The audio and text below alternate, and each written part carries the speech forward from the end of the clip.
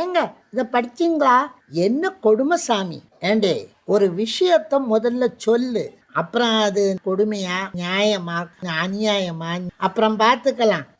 பொறுமையே கிடையாது. இன்னைக்கு ஒரு பிள்ளை ஒருத்தனை லவ் பண்ணியிருக்கா, வீட்டுல எதிர்ப்பு தெரிவிச்சிருக்கா, கல்யாணமும் பண்ணி கொடுக்க மாட்டேன்னு சொல்லிட்டாளாம். அந்த கோவத்துல 13 பேருக்கும் விஷம் வச்சு கொன்னுட்டாளாம். இனி யாரு எதிர்ப்பா? ஏண்டி, சோத்துல விஷம் வச்சு அவ்வளவு வரையும் கொண்டுட்டாளா? சோத்துல இல்ல, ரொட்டி போஜைற மாவுல விஷத்தை கலந்துட்டாளாம். ரொட்டி செஞ்சு சாப்பிட்டு மேல போயிட்டாங்களாம். நீ நேத்து என்னவோ தீபாவளிக்கு ட்ரெஸ் எடுக்க போகணும்னு சொன்னியே, இந்தோ ஒரு எதிர்ப்பு இல்லம்மா, இன்னைக்கே போயிடலாம். எவ்வளவு சாரி வேணாலும் எடுத்துக்கோ, சரியா? நான் எதுக்கு இல்லம்மா. நல்ல வேளை நாம ரொட்டி சாப்பிடுறது இல்ல.